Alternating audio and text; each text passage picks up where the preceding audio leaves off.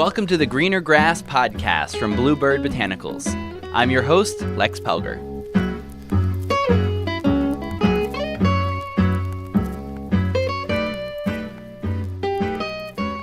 I especially enjoyed the conversation this week with Travis Bodick. He's an author and explorer who writes about shamanism and plant medicines. After a near-death experience that changed his young atheistic life, Travis began a journey to the plants that is still ongoing. In this episode, he shares from his experiences about how one might do this work on their own, which is always a touchy subject, but I think he handles it very well. I especially enjoyed his grounded, practical approach that stresses working hard and getting your hands dirty. I hope you enjoy this conversation because it's become one of my favorites we recorded so far. This show is brought to you by BlueBird Botanicals, to spread education about cannabis and other things on the greener side of life. BlueBird CBD oil comes from farms in southern Colorado and is grown using only water, soil, and sunlight. Go to bluebirdbotanicals.com for more info. Hello, everybody. I'm very pleased today to be here on the line with Travis Bodick, who is an author of several books about spirituality that I think are really intriguing. And so he's here today to share with us a little bit of what he learned. Thank you, Lex. So the book that I have in front of me that really I enjoyed a lot was The Plant Remedy. And just because it had your own story in it, but then it went into getting to know a little bit more how to approach this shamanism, how to approach these plant medicines, what they can do for themselves. And it's really remarkably well put together. And so, thank you. It's really cool. And actually, you start with a JBS Haldane quote, which I think we have to start with because it's one of the best quotes, I think, in the entire world. And I've had it on my wall for years, is that the universe is not only stranger than we do know, but is queerer than we can know. Yeah. And it's fascinating. So how did your journey with these plants start? Well, the plants came into it pretty early, but it actually started with a near-death experience, drowning in the ocean. And I was just in Costa Rica surfing, got swept off my board, and sucked into an undertow. And, next thing I knew, I was fighting for my life, nothing I can do. And as I finally, accepted that I was going to die in the ocean, there was no way for me to stop it, nothing I could do about it. I just felt this deep peace come over me, and that's when I left my body and, felt like I saw my whole life. I saw the world without me in it. I saw God and felt like I was talking to God. And at the time I was an atheist. I did not believe in anything spiritual. So this was all just nuts to me. Actually, I was so... when I finally came back to my body, I was still in the ocean, had to swim back to shore, and I didn't tell anybody about that experience. I tried not to think about it, pretend it didn't happen, because I wanted to keep being an atheist. And but a couple months later, I tried psilocybin mushrooms for the first time and thought I was going to have fun with a couple friends, but next thing I knew, I was back in the ocean again, drowning, and there was God again. And all of a sudden I realized that maybe I don't know anything, and maybe there's a whole side of reality I know nothing about, and it just started a whole new life path for me. What was it like to go to relive this oceanic experience when you were just looking for an enjoyable time? It caught me completely by surprise. It was actually I was just with a couple friends, but we all ate the mushrooms, and then they ran off to go do something. And I was like, I've never done this before. I'm staying home. You guys got to do whatever you want. And so I actually ended up being by myself, and I just had some music on, and I could just feel the music like moving through my body like this force. But then all of a sudden something clicked, and I left my body again. And it was just a real eye-opening experience for me that I couldn't explain with my current worldview and my current perspective of life. And I just looked back to what I had experienced in the ocean and realized I can't just keep pretending like it didn't happen. Like, it happened, I experienced it, like I need to think about it and process that and figure out what it meant for me. And then how did you start moving forward with all these experiences, even despite your resistance? At that point, I just kind of thought, well, I'm going to start doing a lot of psychedelics because I did the mushrooms, and all of a sudden I felt like I was talking to God. And at the same time, they also helped me admit to myself that I was incredibly depressed at the time. And they kind of showed me this glimmer of, I don't have to feel that way. So I started experimenting with them more just to see, like, would that happen again? And it did happen again. And so then it became this whole thing about trying to know myself, trying to know this spiritual side of reality a little bit, and trying to heal my depression all at the same time. And I thought I was going insane because I had never heard anybody say it at that time. It was like 11 or 12 years ago. I had never heard anybody say that psychedelics cause spiritual experiences or that they can heal depression or heal anything. I just heard that was something hippies do or drug abusers do or addicts. I just heard what society tells you, that they're horrible. And all of a sudden here I thought, they're healing me and helping me have this spiritual experience. And I thought I'd end up in a mental hospital any day. But you didn't. No, luckily. Did you continue to keep walking that path more solo, or did you start finding other people, like you said, about hearing about others saying it? At first, I didn't know how to tell anybody about it because I just thought everybody would think I was crazy, and also afraid of mentioning it because of legal issues. So I was keeping it to myself for a long time, but eventually, I had just a couple friends that I would do psychedelics with. It was usually just 2 or 3 of us at a time hanging out, and mostly like focusing on ourselves. We would put on some music, light a couple candles, and just kind of like meditate. And eventually it started coming out that, wow, we all had pasts where we felt traumatized or abused, and we all felt like we were confronting that and healing that with the psychedelics. And we all felt like there's this deeper spiritual part of the experiences we were having. And it was something that we all weren't talking about until it started coming up, and we all realized, whoa, we're all experiencing the same thing. And around that time, I started looking to a lot of books to try to find some direction or inspiration to help me understand what might be happening to us. And I found a book called Supernatural by Graham Hancock, and the book is a lot of it's about ayahuasca shamans. And I had never heard about ayahuasca at the time, but 3 times in a row I would experience something, sometimes sober or sometimes with psychedelics, and then the book would describe what I experienced perfectly, but otherwise I had never heard of the experience at all. And it was describing the visions of ayahuasca shamans, and that's when I started to realize, oh, there's people out there who are experiencing the same thing I'm experiencing, but they understand it and they're doing something with it, and they're actually helping a lot of people. And that's when I started to realize I might not be going crazy. Maybe just where I live, people do not talk about this and aren't aware of this, and it's not part of our culture, but it is a part of somebody else's culture.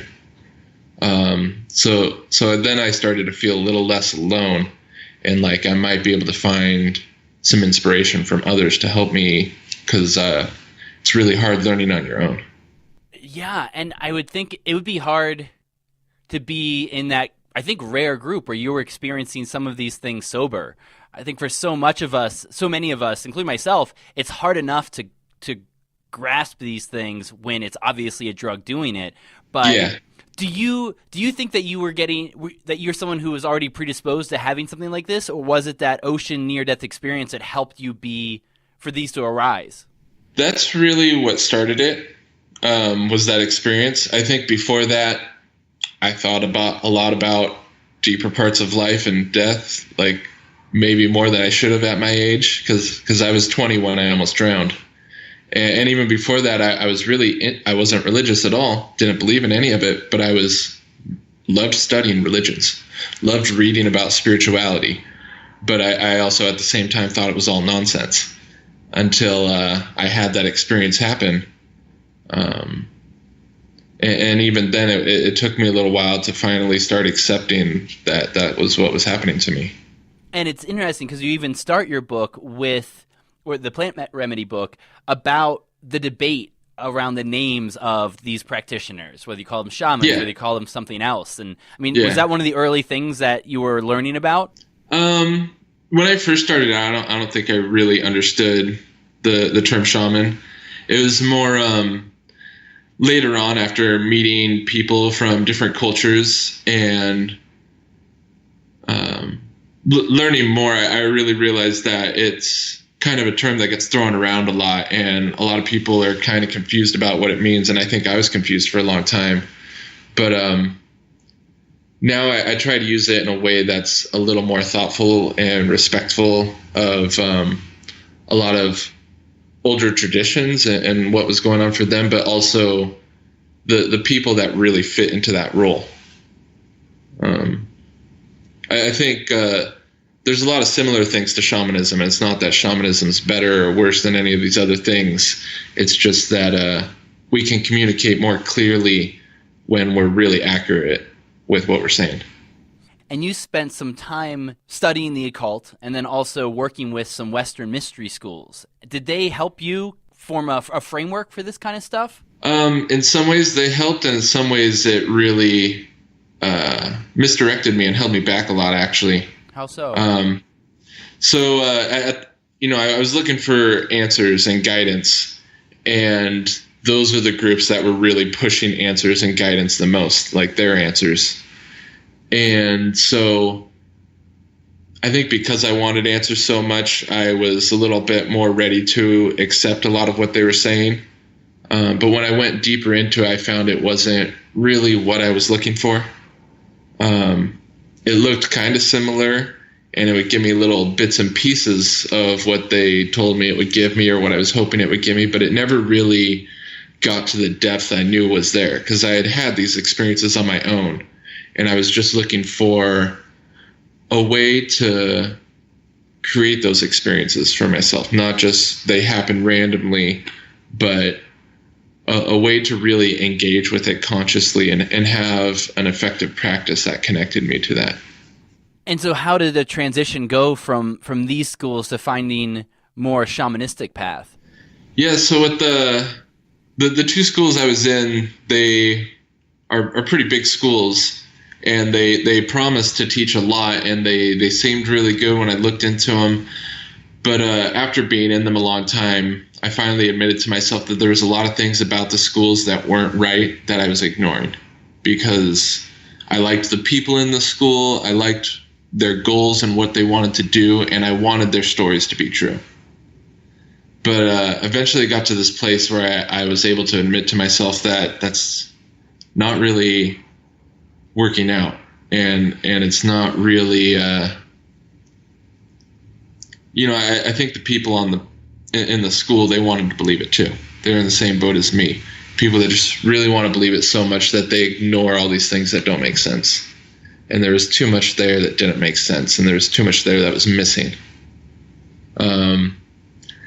So when I switched, I was on my own for a while, but I had been wanting to travel to Peru to work with indigenous healers down there for years before I ever made it down.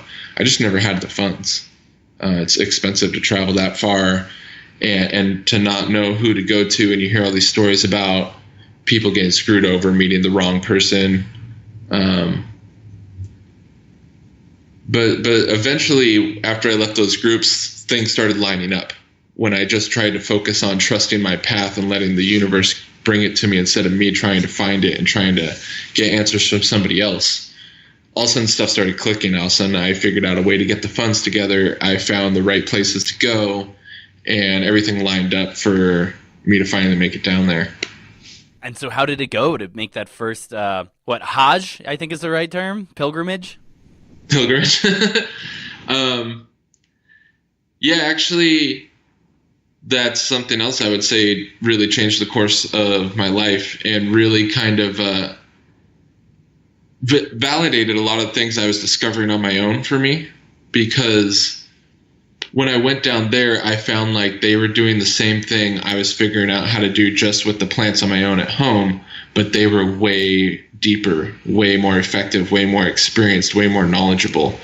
So they were able to take the foundation that I was building and show me how to make it so much bigger than it was.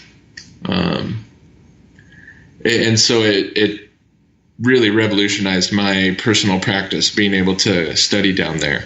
So that's why we ended up going every year after that first visit. It just became a part of our life that we keep going down to study more, to share the places that we found that were really great with other people. So it's kind of like a second home to me now, is how I feel about it. And who's we? My wife. Yeah, first time I went to Peru, she was with me. She's been with me every trip, and we host retreats down there together. And she's the only person that's really been there through my journey who's on the same page as me. I had the second time I went to Peru, I was doing this long ayahuasca retreat, flew all the way there, spent all this money, and ayahuasca wasn't talking to me that much. And towards the end of it, she said, "I don't know why you're here. I'm not your medicine. Your wife is your medicine. Go be with her." It's like, oh, okay. Yeah, that's great though. It's beautiful. It can be such a deepener, and to have a partner to both believe what's going on, how crazy it might look, and also to challenge you and, not let you get too filled with hot air over this stuff. Well, and honestly, I couldn't have done most of the stuff without her. It just wouldn't have worked out. There were so many steps that I would have been too scared to do on my own without her helping me out, supporting me, and being there with me. So she really helped me make everything I'm doing now happen. And so as you got down there, one of the things you talk about in the book, it's a term I really liked. You called it core shamanism. And as you looked at Amazonian or Andean shamanism, you saw a lot of similarities. What were the pieces that struck you the most that were just bedrock, that were basic to the practice? Well, core shamanism is actually a Western term that a guy named Michael Harner started. He developed his own style of simplified, westernized shamanism and called it core shamanism. And what he practices, I actually now feel, is in a lot of ways pretty different from traditional shamanic practices. But when I looked at a lot of the different cultures that are usually considered shamanic, they do share a lot of similarities. They work with trance states. They work with nature, land, and ancestor type spirits, and they really focus on what makes the shaman different from other types of healers is they're either journeying into the spirit world to work with the spirits there, or they're channeling their spirit guides through their bodies. And they're doing that in Siberia and Mongolia, and they're doing it in the Amazon, but just using totally different methods, but with like a very, very similar foundation to their practice in that respect, though. And it's actually, for anyone out there listening, Michael Harner is also the author of a really great book called Hallucinogens and Shamanism, and he collects kind of the second generation of anthropologists who went in. The first generation of anthropologists, so I've heard, went in the Amazon and said, "Oh, these people are drinking this plant. I've never tried it. They think it's the bee's knees, but I don't care about that." But the second generation of anthropologists went to the jungle and actually respectfully went in and drank it and realized how important this was to the local traditions. And Harner's book is a really interesting collection of different Westerners' views of what this was like. And it sounds like that's somewhat how you got to see it. Different perspectives, seeing what works for different people, and kind of crafting your own method out of this. Yeah, definitely. I felt like it was very important for me to see how these more experienced professionals are working and the quality of work they offer, because I wanted to see if I could offer something similar, at least quality-wise. But you don't live in the Amazon, and I'm my own person too. Everybody's unique. So I really wanted to learn from their wisdom and their knowledge, but also find the way that I'm supposed to do this work. Not just copy somebody else, but really, really listen to my intuition and express that through practice. And that was one of the things that struck me the most in our first conversation was your idea that people can be their own shamans. And it can be so such a scary idea to people in the West, or an arrogant idea to people that it has to be native people doing it this way and that's the only way to do it. And you are advocating that for some people, they really can do this themselves. You don't have to have a gatekeeper for these things. Yeah, when it's possible and available, I recommend having an experienced guide or healer, because I could see people go a lot deeper, more consistently that way. It's not the only way, though. If you really put in the time and the work, and it's going to take more time and work if you're on your own, but if you're willing to do that, you can make it happen. It can work out. And that's really, by the time I got to Peru, I had figured a lot out. I had healed my depression with plant medicines before that point, and I was starting to have a deep personal practice and a lot of fulfillment through that. But before becoming like a practitioner that wants to help other people, it really helped me, especially to get some perspective, seeing some other professionals that knew a lot more than me, that I could also learn from. Like even some of the practices I was doing on my own were things that I learned from people in the Amazon. Like I heard about how you can diet different plants down there, and that's a way of gaining that plant spirit as an ally. I wouldn't have known how to do that practice without reading about it and hearing about it from people and having them tell me how they did it traditionally and how it worked for them, and then I could repeat that myself. So even without like an in-person teacher, there's so much I wouldn't have learned on my own without, the knowledge of these traditions coming to me from some form or other. And what would your strongest advice be for someone out there listening who has done their own work, has worked with practitioners, and now is curious about your idea of maybe I could do this on my own? What would the words of warning be? Yeah, so, this line of healing work isn't like what a lot of people think. When you start to get more into it, there's a lot of sacrifice involved. So I think if you feel called to this type of work, the best thing you could do is put a lot of effort into doing your personal healing, because that's going to be your biggest strength as a healer later, is the work you've done on yourself. And that's also how you're going to learn a lot about what other people are going to go through and how you can help them, is by having experienced it yourself, being where they are. So definitely as a healer, like your traumas and your pains and all the obstacles in life that you've had to overcome, those all become your biggest strength and your biggest source of power and understanding and empathy and compassion that really allows you to be a healer and allows you to do effective work. So I think definitely spend a lot of time on personal healing, definitely have a ton of experience, and don't rush into it. Just take your time, and if it's supposed to happen, it'll start to unfold naturally, but it'll come to you when it's ready. So I see some people rush into it before they've done very much personal work, before they have very much experience, and it usually blows up in their face really quick. So I think just, especially if you're trying to teach yourself, take a lot of time. And what type of roadblocks would people be experiencing that might not be the unfolding happening or the it not going well versus stuff you just have to work through? Yeah, so a lot of people might not recognize it on their own at the time, but one of the things that can happen a lot is called spiritual bypassing. And spiritual bypassing can look a couple different ways. One of the common ways would be you only focus on light and love. And really healing, you need some light and love in it. You also need some shadow work. You need to face your fears. You need to face your trauma and work through those things. So if you're only focusing on the light and love, you're actually ignoring half of what you need to work on. And so that's a form of bypassing. And there's also a lot of people who becoming a healer and focusing on other people is a way to ignore their own problems. Like, oh, I'm helping you. Like, I don't have to focus on my problem because I'm busy helping you on yours. So I've seen a lot of people, personal healing work is not easy. It can be really hard. It can be really scary.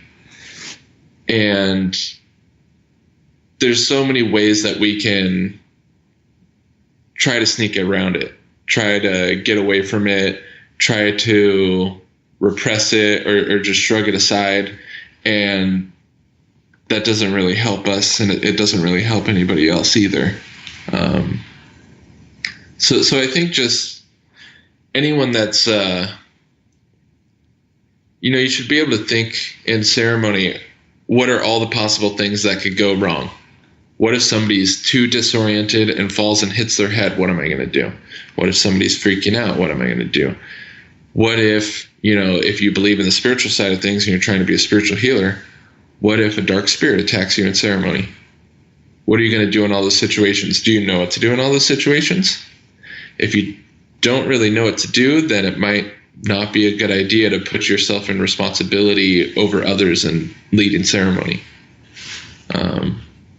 So it's just something like, that's why I say take a lot of time, because if you're taking a lot of time and doing a lot of work, you're going to be thinking about all these things, and you're going to start understanding what you need to do in these situations. And you need to really have thought about them before they happen. For that shadow work, what did you find is helpful for navigating that space and integrating it into your whole? Yeah, there can be a couple different parts to that. The most important part, especially for people working on their personal healing and focusing a lot on themselves, I think just being willing to listen and to surrender a bit. So I tell people when we're doing ceremony, something uncomfortable or unpleasant comes up, don't push it away and don't try to run from it. Try to embrace it and try to ask it, or ask your body, or ask the medicine you're working with, why do I feel this way and how can I heal this and let this go? That way you're embracing it and working through it rather than pushing it away or avoiding it in some way.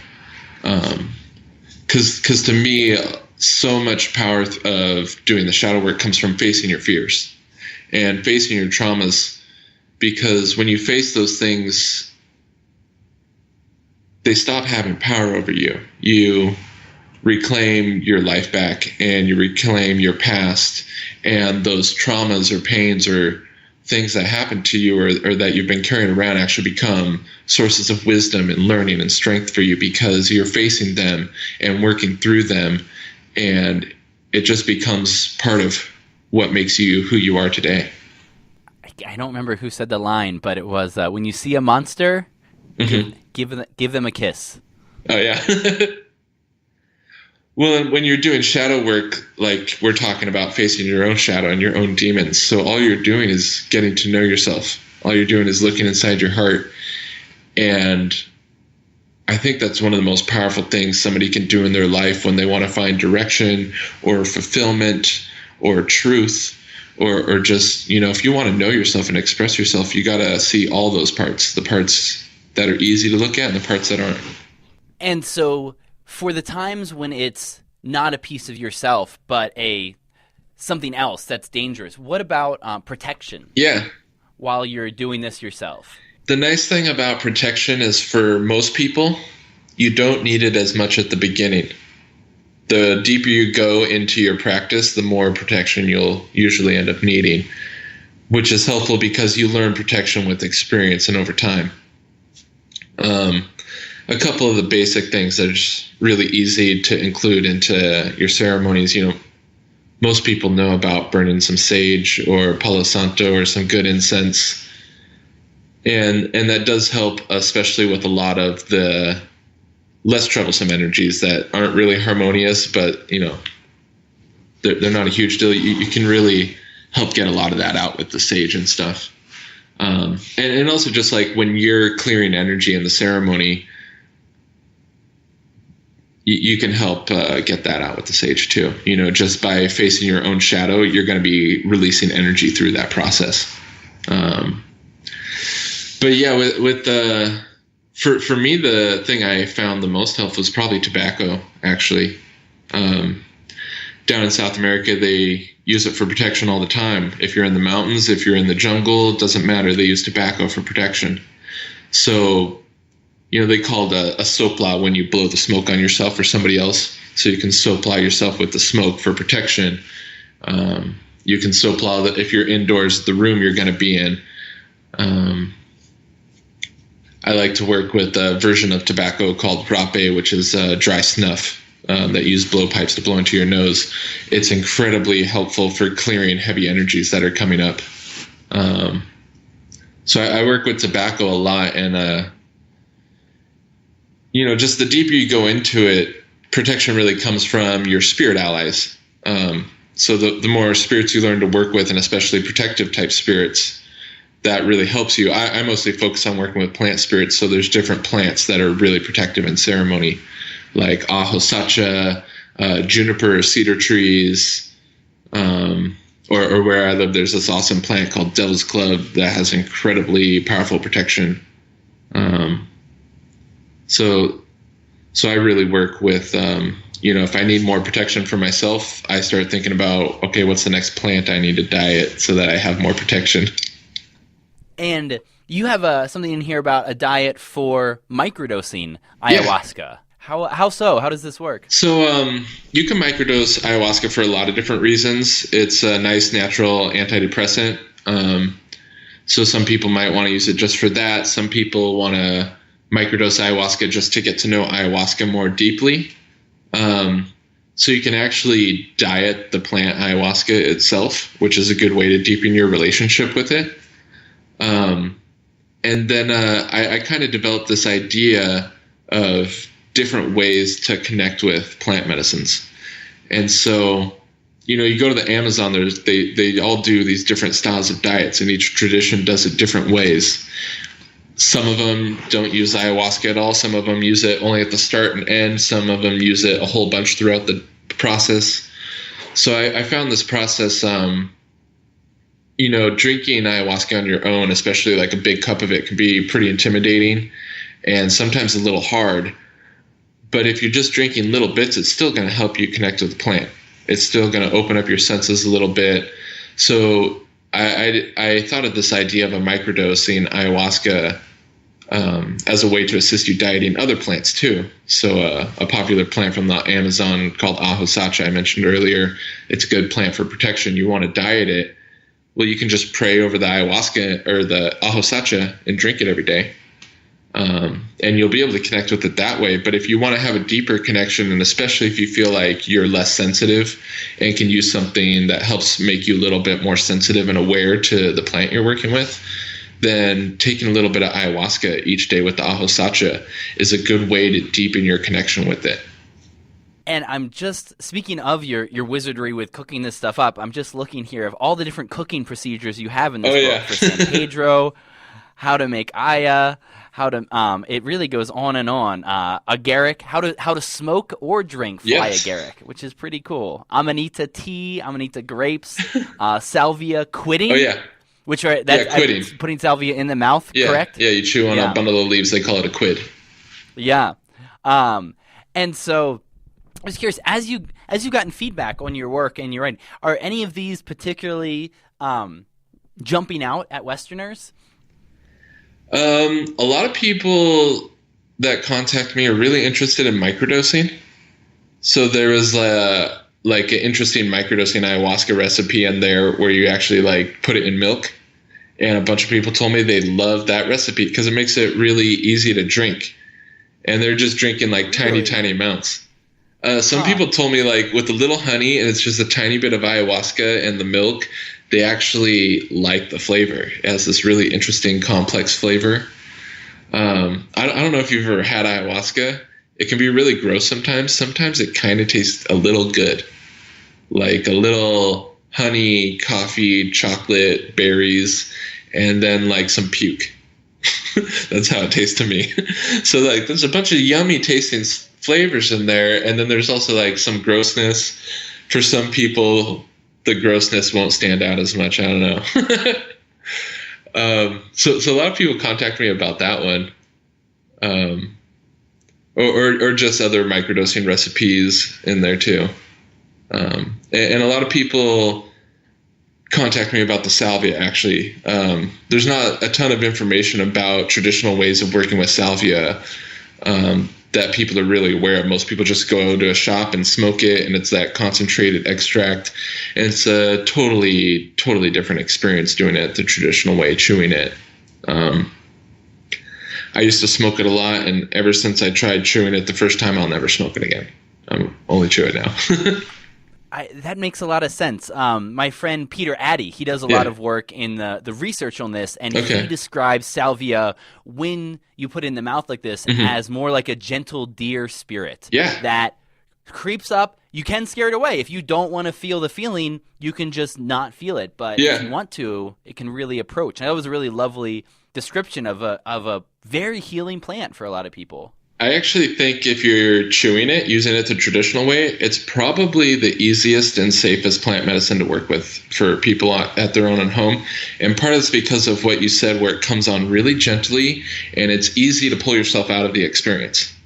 So for people that are worried about being overwhelmed, the nice thing about it is that you can control how deep into the experience you go when you're chewing it. So, you know, when you're ready, you can go really deep, and it can take you really, really deep. But it can also be very gentle and comfortable plant to work with when you're chewing it. It's totally different than most people I know who smoked it tell me it's horrible and will never do it again, because it's super intense, super fast, and just often very uncomfortable or scary for people. Yeah, it feels like smoking it would be like someone taking 10 hits of LSD to start off. Yeah. Of course that's going to be too much. Yeah. It's good to start this way. Especially because it's just one of the most unique plants we know. There's this whole salvinorin A receptor system in our bodies and it's probably the most mysterious plant in the world, I think. Wow, that's quite something. At least to me, it's the most mysterious psychoactive plant I've ever heard of. It's, you know, it probably sounds crazy, but my theory is that the shamans actually brought it from the spirit world, and it wasn't originally a plant from this world, because it's never been found anywhere in nature. It's only been found in the gardens of these Mazatec shamans. They don't have an origin story for it, and nobody can tell what plants could have been combined to make it. Like, people can't figure out any way to combine plants to make this new type of salvia. So and then it's different than other psychedelics too. Works on its own receptor, and where other psychedelics often will work on like 20 plus receptors at a time, salvia just works on one. So it's pretty interesting. Yeah. One point Peter makes is that it is the only experience where your sense of self and your body identity actually bleeds into objects, and that's why it's so easy to feel like you're melting in the floor. But he said not only he hasn't ever heard of any drugs that do that, there aren't even any neurological problems, because usually there's somebody in the world whose brain got so screwed up that they get this experience. But apparently there's not even a brain problems where your body just bleeds into objects, and it's one of the most unique things that can happen to happen to a person. Well, people can lose awareness of themselves with salvia sometimes, and they feel like they become an object, like a spoke on a wheel, a brick in the wall, or a zip line that people are zooming down. And that's what you are. That's like your only awareness is being this zip line, and people are riding down you, and you're just a zip line. That would be. I'd finally be doing exactly what I'm supposed to be doing. Right now, I know I'm always off the path, but if I was just a zip line, I might be able to do it right. And as you talk about this, you have a lot of advice about mixing plants. What's your first advice to people asking about mixing different plant medicines? Yeah, I would say before you mix two plants, it's good to get to know them both on their own first. But there are certain plants that do mix really well. One of the traditional uses of ayahuasca is actually mixing other plants into it to learn about those plants. So traditionally, they'll mix tons of different plants into the ayahuasca. But you want to have a deeper experience with tobacco, you can have tobacco with ayahuasca. There's psilocybin mushrooms, and then the fly agaric or Amanita muscaria mushrooms, and they're totally different chemicals, completely different effects they have on the body. When I work with just the fly agaric mushroom, it's pretty mild and gentle. If you take a really big dose, it can be pretty powerful, but you might like fall asleep. It can kind of put you into a really deep sleep if you eat too much. If you work with a little bit smaller doses, it's really light and gentle, euphoric, and just kind of makes you want to sit there and meditate. You add a little bit of psilocybin to it, and it is maybe the most intense psychedelic experience I've had.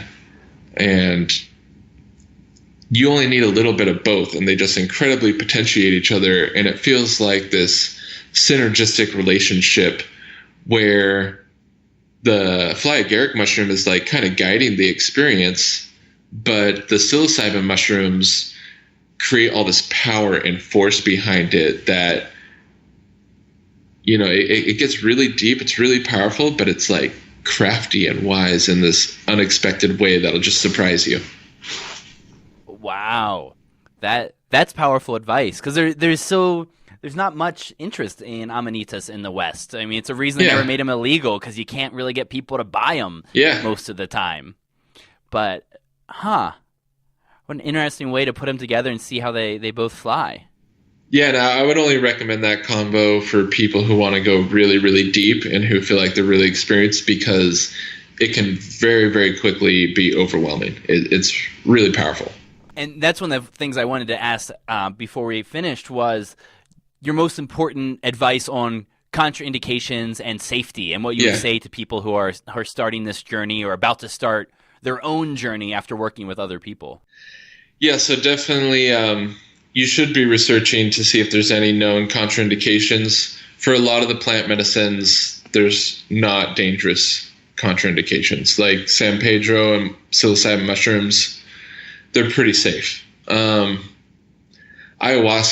or iboga or plants like datura and tobacco, they require a little bit more safety information. People should be considering their dosage and what they're mixing these things with.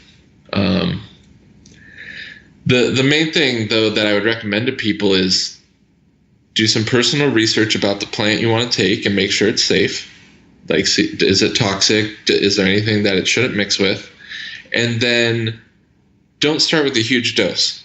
Start a little smaller and take your time working your way up. I feel like people are really going to benefit from taking time to build a healthy, thoughtful relationship with these plants rather than just jumping in and chasing the biggest experience they could have right away. I think, it is possible to traumatize yourself and have such an intense experience that you're not ready to handle it, especially if you're on your own, you don't have a guide helping you. So I really think it's worth taking the time to work your way up slowly. Once you drink ayahuasca, if you drink a big cup, you can't undrink it if you realize that was twice as much as you should have had. You can always drink more later. You can always drink it again another night. You can keep exploring, but it's easier to start light and go deeper than it is to just go too deep and you're stuck with it.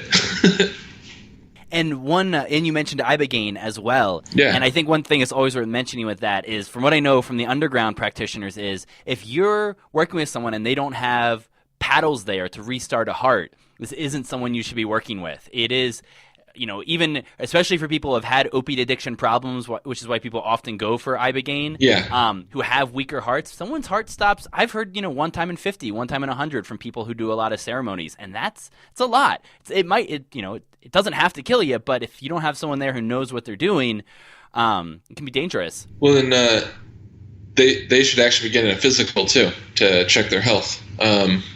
One of my good buddies, he's training down in Mexico to be an iboga provider.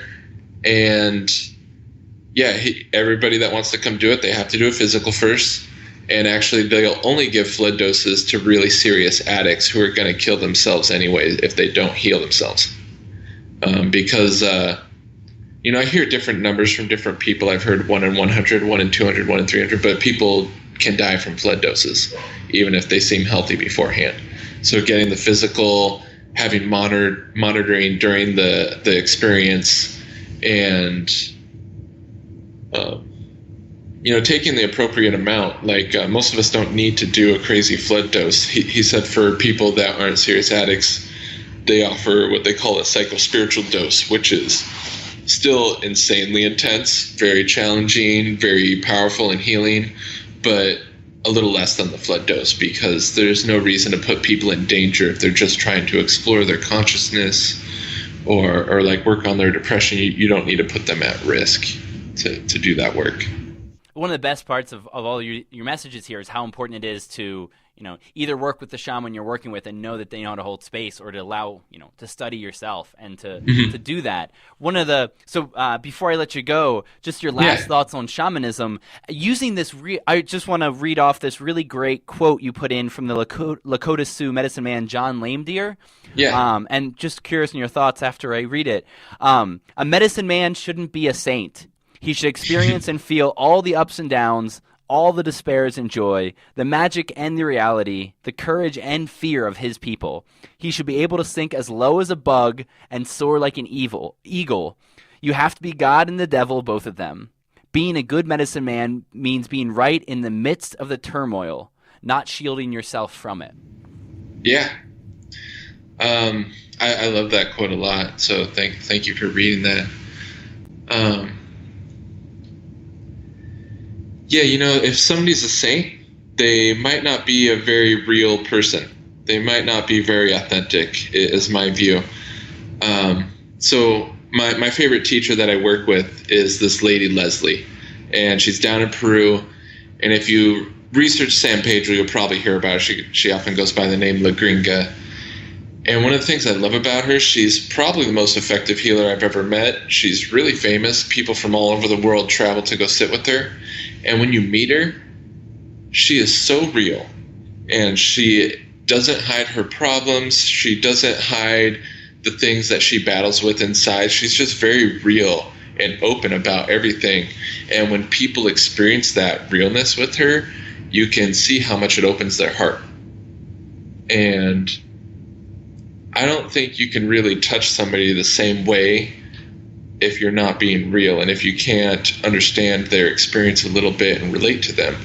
So I feel like what makes a healer a really powerful and good healer is having experienced all the love and all the pain that you can experience in life. And the more you've really let yourself feel that, the more you're going to learn from it. And if somebody's hiding from part of life, if they're repressing a part of their life, they're not going to be able to help you with that part of your life either. They're not going to understand what you're going through and know how to help you because they haven't fixed that part of their life either. They're not even seeing that part of your life. So I feel like, there's always a mixture of light and darkness in the world. And I think if we try to ignore either side, we're going to be left sick. We're going to be left incomplete. And when you're incomplete, you can't see clearly and you're not being healthy. So I feel like we really need to look at all the depth within ourselves and face that to learn from it. And that's what really gives us our strength as healers. Not being afraid of the shadow, because you keep facing the shadow and you keep healing and growing and becoming stronger, so you're not scared of it. It can still challenge you, but you'll keep facing it. And that's the type of healer I want to work with. Somebody that's not afraid to get their hands dirty, somebody that's not afraid of your emotions, of your past and your history and your trauma. They're willing to witness it all with you and to hold your hand through it all. I think that's something important to look for and powerful when you can find it. Well, Travis, thank you so much for sharing this with us today. Yeah, thanks for having me on the podcast. Really enjoy it. Absolutely. So Travis's website is soulremedy.org, which is a great name. He's the author of 4 books, and the one that I got to connect with the most is A Plant Remedy, and it just really covers well the topics we covered here and more so. So thank you again for taking the time to put these books together for all of us. Yeah, thanks for having me on the show. Greener Grass is a BlueBird Botanicals podcast. Their CBD oil supports a healthy body and a strong endocannabinoid system. They've got friendly customer service who can answer any of your questions, and the number is right there at the top of their webpage. But, per the FDA, they won't be able to make any medical claims for these nutritional supplements. That's also the reason you'll hear little about CBD on this show. There's no need for us to add more evidence about CBD when a simple Google search will give you more than you can read in a month of Sundays. So this show covers the cannabis world and more with editorial freedom from BlueBird Botanicals. Thanks for joining the Greener Grass podcast. As always, our audio alchemist is Matt Payne. The Gypsy Jazz theme music comes from Brett Van Donsel. Our beautiful bird sounds are courtesy of Lang Elliott. And I'm your host, Lex Pelger, wishing you a bright green day.